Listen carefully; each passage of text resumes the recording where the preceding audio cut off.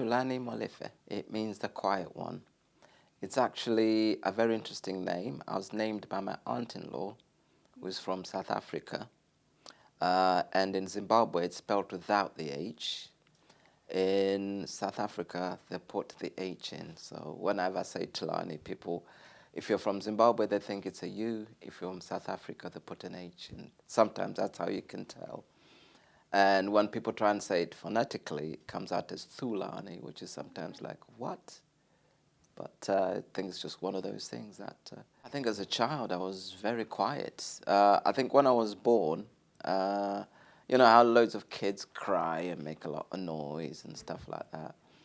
I was quiet, really. So I grew up in, Rhodesia then, Zimbabwe, in a little place called Makwiro. And there I grew up on my grandfather's farm, grandfather and grandmom's farm. When I was younger, I lived in Harare, Salisbury then, and went to where my mum was working as a nurse because she used to run different district hospitals, as they were called. So I'd spend time with her where she was. So, but my schooling really was at Musangezi school. So that's why I always say I grew up more in Makwiro, because that's the more memories that stay with me. That's my strongest memories. Oh, school was lovely because most of the family went to the school, and therefore the teachers kind of knew who you were. They always compared you to your uncles, aunts, cousins who were at the school if the teachers were there. And I remember one of my earliest memories was I think I must have been about 3 years old. You know, I always used to see my cousins going to school, and I thought, wow, where are they going? And one day I followed them in, and I said, you know, I want to start school. And the teachers had a laugh at it. And I said, okay, stay. So I stayed with them up until lunchtime, and I was so bored because I thought we were going to be playing. That's what you know as a kid. Yeah, but then even the teacher said I was really good. I was putting my hands up. I was answering some of the questions. So, yeah. If you were late, you obviously got hit. If you got something majorly wrong, you'd get hit. I mean, it was capital punishment, but it wasn't, you know, just you were hit willy-nilly.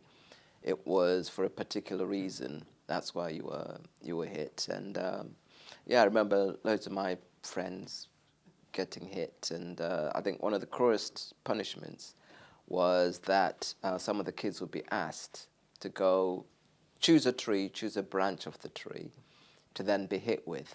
So I think it was part of that whole mental thing. And the clever ones, those who'd been through it, used to get a nice thick branch, because that would mean that when you were hit, it was only just a one hit. Those who weren't quite up to it would think, well, if you got a nice little strappy branch to be hit with, then that was far easier because it was thinner. But what they forgot is that when you get hit with something that bends, the bend also follows you and hits you twice. So, yeah. I think interacting was far easier because we were all in the same place. And because it was on a farm, so it was a school in the middle of a farming area. So you really kind of got to know each other, and, you know, you'd go to each other's farms after school, or if there weren't any farm duties to be done. So, yeah, so it was easy. I mean, the other thing was if you're into sports or hunting or stuff like that, you'd go away on adventures. Yeah, and also, I mean, also if you're into sports, so you'd have football, and you'd have meetups that you would do. So an example would be that the cattle, we had to take the cattle for what's called a dib, which is once a month. It was to kill off the ticks and any diseases like that. So you'd obviously be very proud of your cattle, and you'd have your inner battles, you know, when the bulls would go together and, you know, they'd have a fight, and, you know, you'd get that, yeah, you know, our bull is the best, or, yeah. So really it was always, you know, really, really great growing up because, you know, as kids, we were allowed to be kids. Now, well, my father's late, So I suppose, but I've always, when I came here, I've always had my mum. So it's always been me and mum, really. So my mum was a nurse, and my father worked on the railways. So he was an engineer on the railways.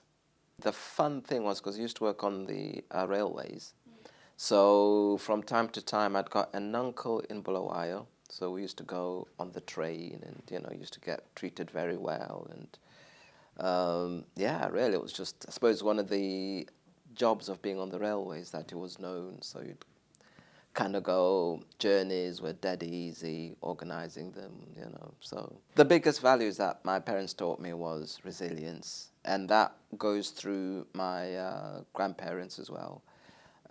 Because when I was younger, I spent more time with them. So it was all about, you just keep going. Everything turns out better. And I think partly it's also because of being brought up on a farm. You work from season to season, so your life is, you're always looking forward to the next season, and whatever's happened in the season, you kind of know. You don't carry that forward. You can have a good season, and then next season might be bad, so you just keep going, and things always turn out. Growing up on a farm is magical, because there was myself, my granddad, my grandma, who I was the apple of their eye. I'd got my cousins, and I'd got other cousins who weren't too far away from me. So every day was an adventure. And my grandparents, having brought up 9 kids, I think were more relaxed parenting, but very good relaxed parenting, that they knew all the tricks that you could pull, because they'd been through it 9 times plus other things. So yeah, but it was magical. And even though at the time, because we went through a time when we'd got loads of farm workers who were coming across to help with the farm, so we each had got chores, so we made sure that we learned about how the farm worked and all the different jobs in the farm. So, for us, it was just fun. I remember when he used to do the cotton. So you'd get these huge bales of cotton, really, really big. And his kids, as soon as they were filled in, you'd jump in there and they could do somersaults and all stuff, because it was all the cotton before it's milled and made into cotton cloth and thread. Yeah, we'd got an orchard, we'd got dogs, we'd got chicken, cattle, goats, sheep, and at one point horses. So, you just imagine that, as well as being on a farm, big, wide, open areas, trees to climb. It was very sheltered, because the fighting was happening elsewhere. Where we were was pretty safe. Farmlands, there's nothing of great military value in the farm, because even if the rebels came to a farm, they weren't going to work it. They'll just come, do what they needed to, and move away. So to some extent, it was very, very sheltered. And a lot of stuff that was going on was happening more in the cities or outside our area. So yeah, so it was quite sheltered, and it was a war that was happening there. There was a time that when I was young, and this was during the war, that I picked up a fork, the one that you dig in the ground, and I lost control of it, and it came through, and it went through my toe. Yeah, 3/4, and went through 3/4 of my toe, so just a little bit of a toe left. And I remember my mum taking me down to the main road, and there was this car that stopped by, and it was this white Rhodesian who was there, who said, "Come on, I can see what's happened. Get in the car and I'll drive you to the nearest hospital." Now, what I didn't realize at the time is that if he'd been stopped by both the army or the rebels, that he could have easily lost his life, because he was then colluding and collaborating with the enemy. But that's just how you were. You saw somebody in need, and you went and, got there, got treated, came back. So really, it was difficult to kind of see what was happening in the cities and towns until you actually got there. What happened was that because it was during the Civil War, the I suppose you can call them rebels or those who were fighting for Zimbabwe, ZANU and ZAPU and all the others. We'd got some, well, the army as well.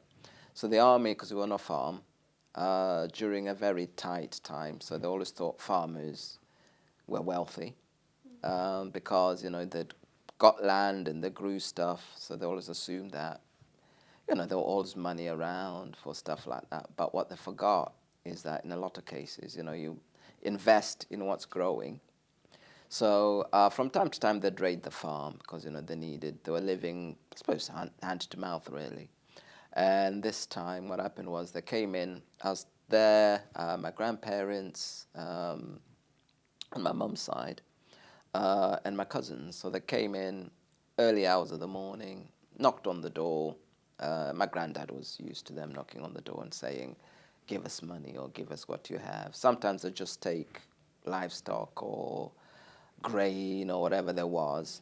But this time, all that had gone because over time it just constricts.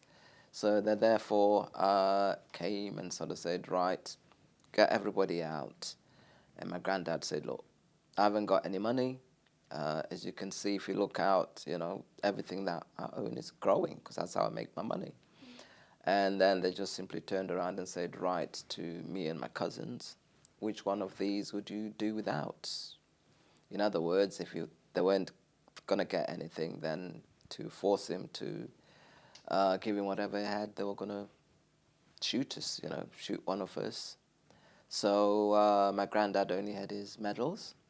So he said, "Right," went in the house, gave him his medals, his war medals, and said, "Right, this is all that I have."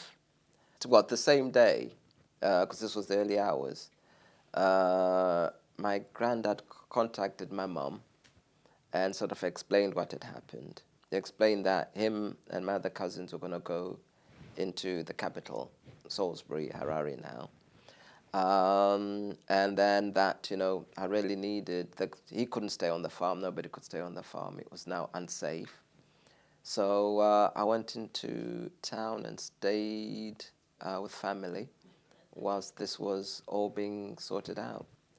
And before I knew it, the next thing I was doing about a week later, I was on a plane to England to stay with my mum. I was partly peeved off that I was leaving the farm, but also excited to go and see my mum. So it was sort of like kind of living one life, going to another, and kind of, you know, it was a nice little community that was around me. And suddenly I was going to go to somewhere that I really didn't know apart from my mum. So there was a little bit of excitement about going to England, not really knowing how long I was going to be in England for. So there was always that, well, you know, the back of the head that, well, I'm sure I'll be going back soon. So there was, yeah, a lot of excitement and just thinking, oh, this is another adventure, really. I knew a little bit about England from speaking to my mum, from the pictures and from her visits, also from other family members who had been to England, and mainly from the television. So, you know, I think you only ever got to see upstairs, downstairs, and all the, you know, the great period thing is there was never watched Coronation Street or anything like that. So in my mind, and England was always the place that you had aspired to because it was the mother country. So you only were told about the really good things, and, you know, our history lessons were based on, you know, great country houses, kings, queens, dukes, the whole thing. So to some extent, there's an expectation that, well, you know, when it got here, there would be these lovely, great big houses. Everybody had a butler or a helper. And yeah, that, you know, life was very, very different because, you know, you were taught, which was something that I really learned when I came over here, the Queen's English. So the Queen's English is different to the English that you then met here. So, you know, like people dropping their H's and kind of saying words differently to what you were taught. And because it was part of the British Empire, so really, you know, a lot of manners were taught, you know, how you behave. And my granddad, having been in the police force and also in the army for a short time, and my uncle having been in the Navy. So obviously, you know, you just took discipline as part of what you did and what the expectations of behavior were. So really it was, yeah, it was that. And, you know, England was always green on all those historical programs. And if there was snow or cold, it was mentioned very likely. And, you know, there'd be a big burning fire. And really, and you never really saw the other side of England. So what I really knew was TV, newspapers, and books, which, you know, just showed how great it was. And I remember that, you know, when I left, it was hot. So I was in my shorts and a little safari shirt. So down there, it was hot. You know, you got on a plane, the plane was hot. And apart from doing some of the translation, no, it was really just nice. I just remember it being a nice plane and waving the family off at the airport. And yeah, it was just like, it seemed like I was going on holiday, really. I moved to the UK in November 1978 during one of the worst winters.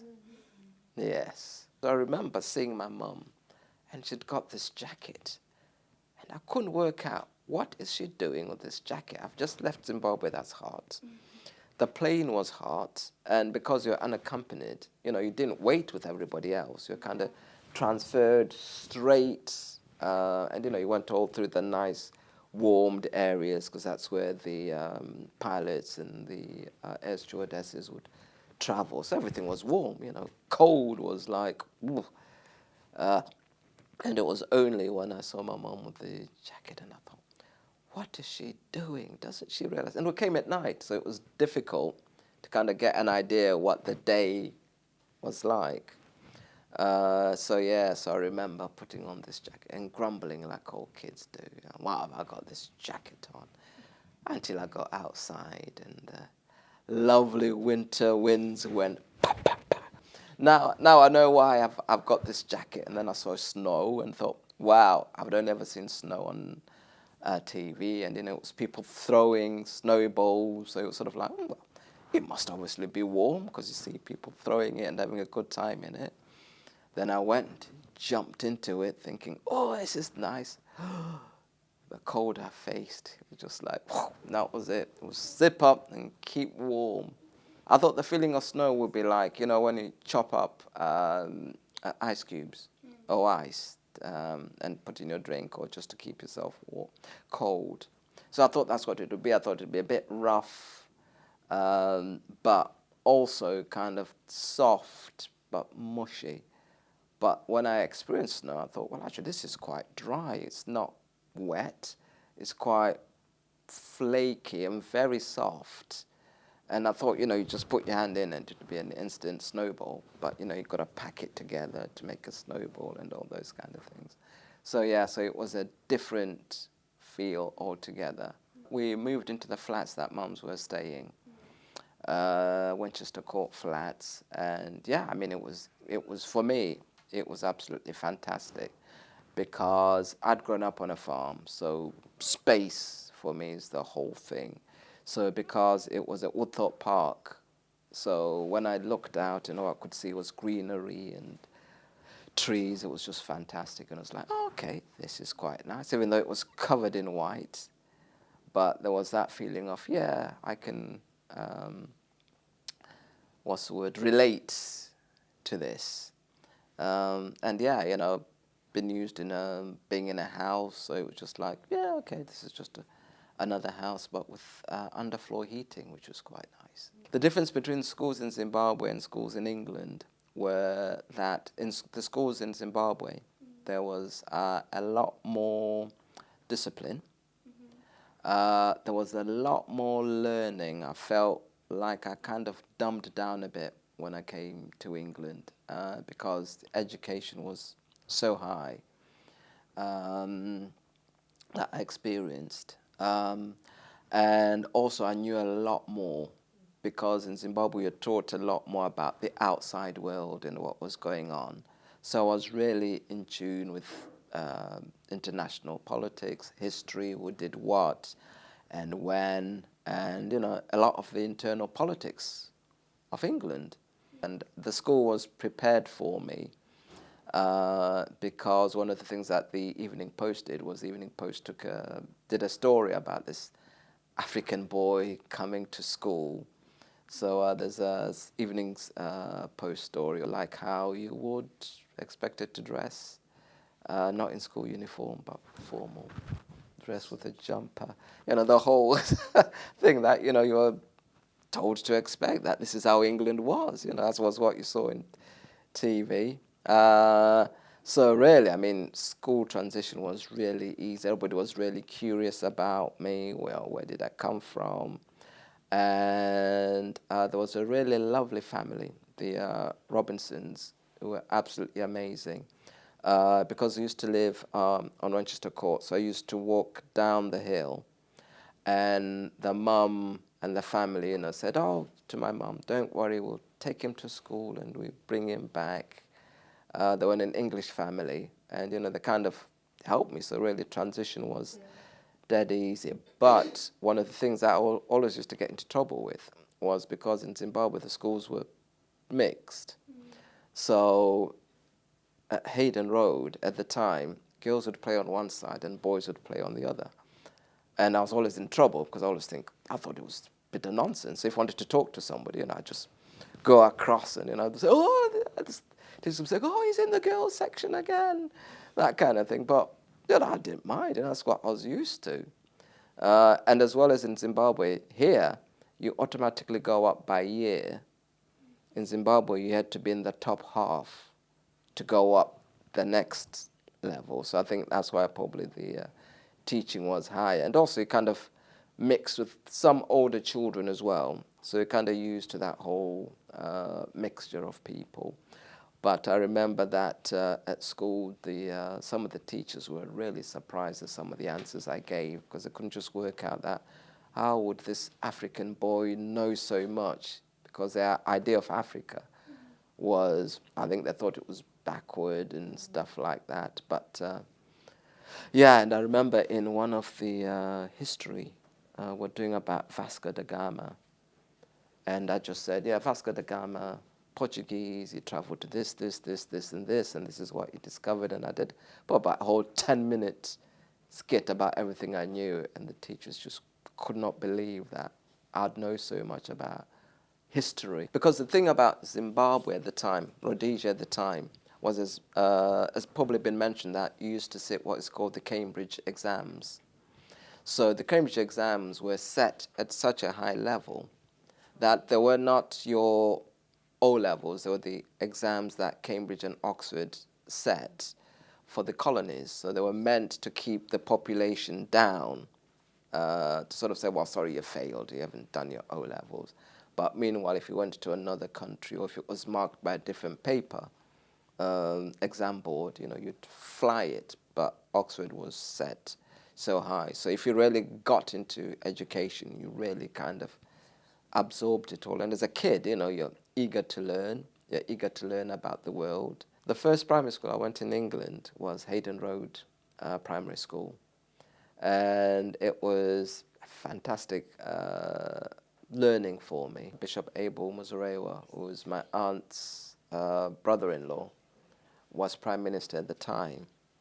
And I remember I took a week out of school to go to the Lancaster House talks, which was where they were sorting out how they're going to divide Zimbabwe then and how it was going to work, and the transition from Ian Smith's white government to the black government. I was just there, and I think I'm probably one of the last or few surviving members who were there at the actual talks, because I remember getting picked up by a car. As I said, for me as a kid, this is like an adventure, you get picked up, you go through. There was security and everything else like that all around you, because obviously the talks were, some of the talks were in secret, others were in public.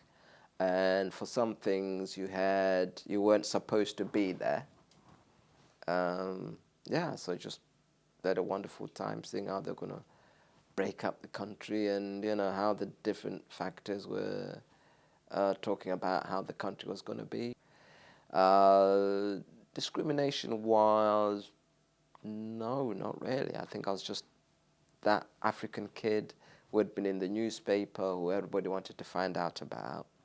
And I think to some extent that sort of protected me, apart from when I sat the exam to go to the high school, because they were doing, everybody sat the exam, and I passed the exam, much to the surprise of a lot of people. And I remember that my head teacher at the time sort of said, well, I couldn't go up to the high school. Yeah, so they said I couldn't go to the high school because I'd not been in the country long enough. But I think in those days, at school, racism was probably more upfront than it is now. I think now it's more subtle, because, you'd got those who were skinheads, for an example. You definitely knew to keep away from the skinheads. And I think school sometimes reflected that. There are a few kids who were, through their parents. I remember one friend would not allow me, their dad would not allow me to go into the house. But that was just one. But yeah, otherwise, school was just, you just went to school. I played sports. I lived at Woodthorpe Park, so when my friends came to play football, I was automatically involved, because either I had the football, or, after we'd played, they wanted to have drinks and stuff. So, yeah, I think I never really kind of experienced it. It might have been around. After school, I wanted either to be a vet, to be a doctor, and to some extent, and this made my friends laugh, to be an executive, because I love the idea of carrying a briefcase and stuff like that. So as a matter of fact, in school, I was at secondary school, I was the kid who used to carry a briefcase. And I also wanted to get into filmmaking and theatre and being creative, because as a kid, we used to have outdoor films, and they were called bioscopes. As a kid, you'd get a car that would be running around with a big horn, shouting out, there's a bioscope. So coming to the outdoor cinema, and you'd watch a film, and films, then were very glamorous, because of what they were, and that was only English films or sometimes South African films.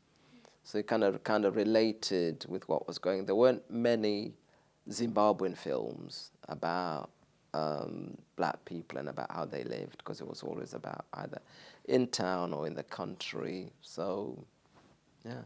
I was interested in filmmaking because it was about the idea of putting stuff on screen, recording, telling stories. I started film, radio, theatre, film, radio, theatre. Went away, took a play up to the Edinburgh Fringe Award and won the most outstanding play at the Fringe. That was 92. No, it was part of the place I went to. I studied at a place called Arts, which was the Advanced Residential Theatre and Television School in a town called Bubwith, which is near York. It was split into 4 10-week terms with 2 weeks in between. So you'd start on a Monday at 9 o'clock, so you'd have your lessons. So you were taught everything, I went on the director's course. So you were taught acting, directing, writing, producing, all of the jobs that you would do, camera, so that when you came out of it, you were really ready for the industry. But at the same time, I was also running a theatre group, chairing a theatre group, still involved in productions, and then eventually got onto that, got an adult, it was called Next Stage, and got to direct loads of plays with Next Stage. It was adults theatre project that they had funded by the county council. And when the county councillor who had championed it moved on, I can't remember whether they passed away or didn't get re-elected, obviously, as they cut that. But been involved in sorts of things, theatre groups. I sit on, how many? 3 boards of theatre groups. Being brought up on the farm, it probably would see the odd production of a touring group that would come on. When I went to Harare, so that's when, you'd be taken out to the theatre and you'd see different places. But as a kid, I used to follow mums because she used to go and watch loads of concerts. So it would be like a lot of people playing and a lot of productions that would be whatever was happening. So yeah, so for me it was just like, you just grew up with it. And as she was running a district hospital, obviously she got invited to all these things and things that other people would get into. I suppose apart from getting elected as a councillor, one of the 3 councillors for Mapley Ward, I remember going to the council house and getting a volunteers award. And there was, and I've still got it, there's a picture of the Queen that hangs up. And there was me receiving this award, and I thought my granddad would be so proud, because England's a place that you always kind of were told is the aspirational place to be, and to do well and be recognized for doing well here was sort of like, it was fantastic. I mean, I've been school governor. I won an award for my governorship. I was what they call a task force governor. So when schools were in trouble, they'd send us to, in the end, a couple of us, and sometimes just me, to get it from special measures to good or beyond. So got a few of those. In terms of additional stuff, I kind of do stuff and think that's done and move on to the next. So I belonged to the Co-op Party as well, which is sister party to the Labour Party, and I'd always been a campaigner anyway. So, I forgot to mention that when I was a member of, because I set up the Nottingham Credit Union, there was the Boer Credit Union that I sat on as well. We won the Queen's Export Award for industry. As I say, I got these things, you do them, you forget, you move on to the next. And personally, that's probably hard. Because I've been a governor at the New College, Nottingham, for many moons. I was on the high school board. It's probably more my board memberships that I probably would say. I mean, currently I chair the pension board, which looks after, which has got an oversight facility to look on the pension, and that's 6 billion quid's worth of assets that you look after. So to some extent, loads of different things, and involved in trade unions. I'm a treasurer of Unite Community, secretary of Stand Up to Racism, Nottingham, chair playgroup in Sherwood, chair community building in Sherwood, community transport, Nottinghamshire Community Transport. I'm on the liaison between the police. Loads of stuff that if I started rolling off, I'd bore you to tears. My wife is not Zimbabwean, she's Ugandan. And what happened was, my brother-in-law was working in Abidjan, Ivory Coast. And there, my wife's sister they were working together. And my wife had got a choice because she'd done a university there. So she could either have gone, because in Ivory Coast they speak French, she could have either gone to Paris or could have come to England to continue her studies. So my brother-in-law said, well, look, I've got a house in Nottingham. So, you know, rather than going to Paris where you'd have to find out all sorts of stuff, and obviously my mum was here and I'd got cousins here. So he said, well, you know, it would be an easier transition for her. So in short, she moved across the road from where we're now moved into Sherwood Folly. And I remember my mum saying, oh, let's go. And I said, look, I'm not interested in seeing her. And I was like, go meet her, go meet her. I said, no, you know, at the time I'd come out of another relationship. So it was sort of like, no, I'm now going to have my fun. I'm going to enjoy myself. And then met her, and that was it, really. So, and the funny thing is that we met in the house that we now own. Because as a kid, when I was across the road from there, I always loved this house. And I said, made a promise to myself that one day, I'll buy this house. So that's how it happened. Between Uganda and Zimbabwe, I think the biggest cultural difference is in how, I suppose, how mother-in-laws are treated. Because in Uganda, the daughter-in-law doesn't really have a lot to do with the mother-in-law.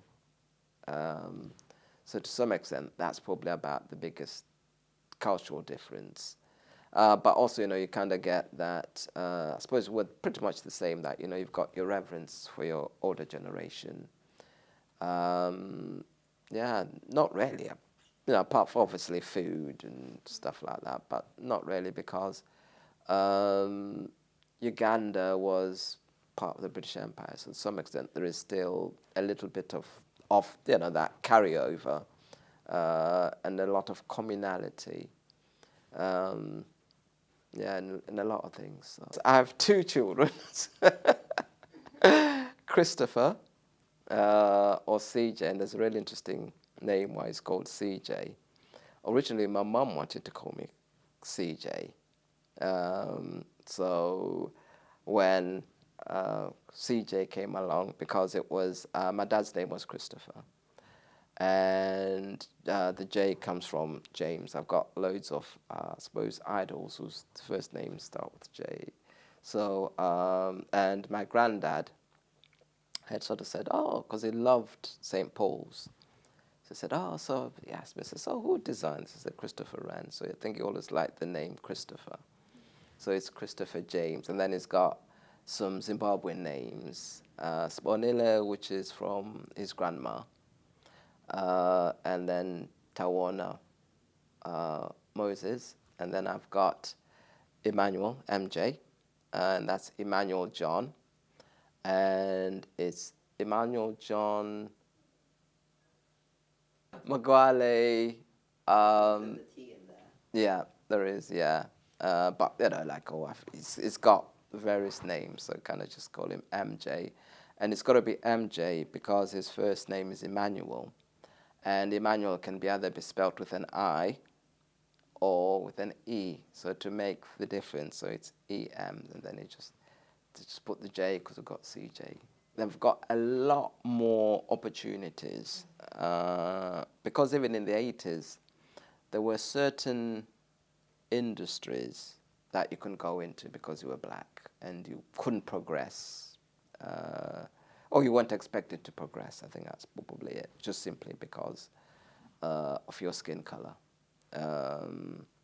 So really, I think now, you know, the world is your oyster. You know, you can do anything, be anything, and you're encouraged to follow your whatever you want to do, and kind of know that you progress, because a lot of the barriers that were there have now kind of gone away. I think it's because there's a lot more people in those roles, and they're a lot more visible, and there's less feeling that you won't be able to get there. So if you decide this is what I want to do, you know, you work hard, and obviously, you know, you expect that there'll be some racism, and some people would not expect either black person to be there or whatever, and you do kind of face that. But one of the things that I've discovered in life is that the higher you go, the more people are accepting. Because I always compare it to when I was governor at the high school. That when I was a governor within the city, that there was a lot more racism in terms of that, they would see you differently, the other governors and fellow governors. I mean, I became chair of governor at 2 schools and stuff like that. But yeah, you could feel it when you went away. Whereas when I went away with the high school and met other governors from private schools, color was not even an issue. It was just like, you're a governor, I'm a governor, and you just talk about school. Whereas sometimes I think people weren't quite expecting to see a black person in that. And sometimes they wouldn't know how to react or deal with a black person. Yeah, and I think sometimes that's the problem, that there's a generation who grow up with a certain idea and mentality, whereas today, you can mixing is like, okay, yeah, you like football, I like football, let's go together. Because I remember I used to I always used to like to go away to football matches with my friends, and there were certain games that you wouldn't go to, like you wouldn't go to Millwall, for an example. And even if you went away to watch Tottenham and stuff like that, there were certain routes you could take that were safe and other routes that weren't safe. But that was hooliganism, and again, that was a lot of racism. Skinheads, you just need to keep away from skinheads. They were just, yeah. My children have not been to Zimbabwe because when they were younger, the country was not in a good place, and you always worry. I was always more worried if they got ill, what would happen there, more than them going. But it was just the fact that you'd feel guilty knowing that the systems weren't in place to deal with them. I mean, I as a child, I used to go to Zimbabwe a lot, roughly every 2 years up until 19. Yeah. So so I was used to going down, but that was because I was going to see family and friends, and there was always, I was at an age where if I got ill, I could say what it was, and there was always the support available. But when you've got your youngsters, you always worry more about them. But now that they're older, plus also it's the cost of going down there as well. So so that was different. And I remember the first time I went to Zimbabwe right after we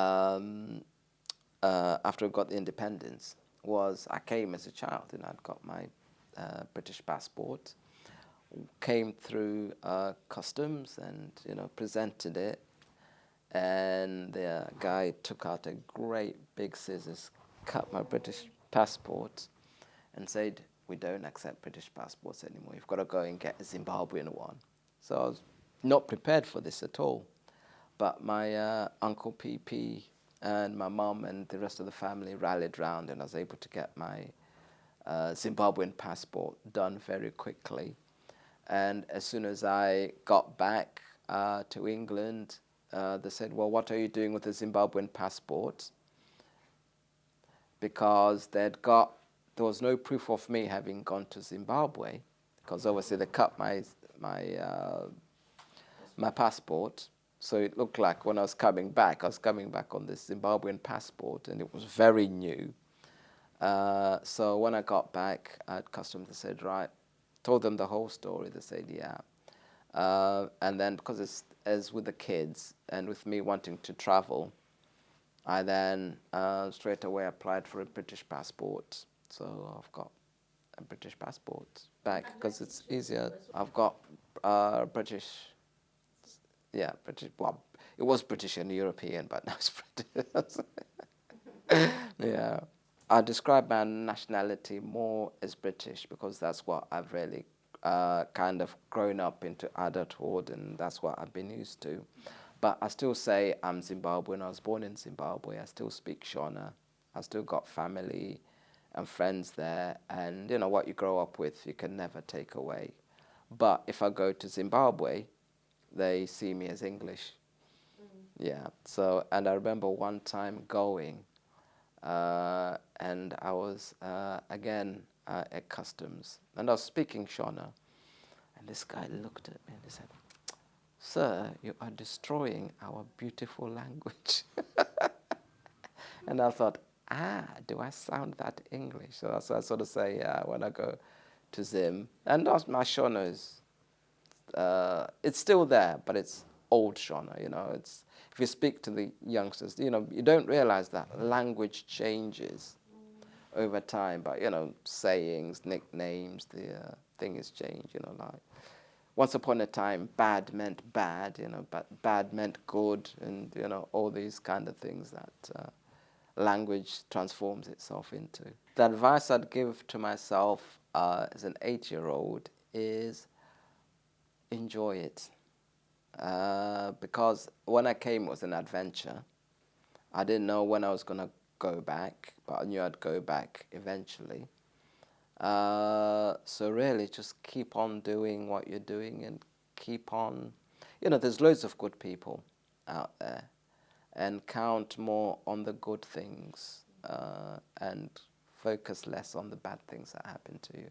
Because as I say, for a lot of the stuff that I've been able to do, it's always been with the help of other people. So, you know, I can't say, well, it was me who did this all along. It's just the fact that I've been lucky in finding people who sort of say, yeah, we believe in the idea, we believe in you, and we'll support you or take you or give you these opportunities or open these doors for you to get to where you want to.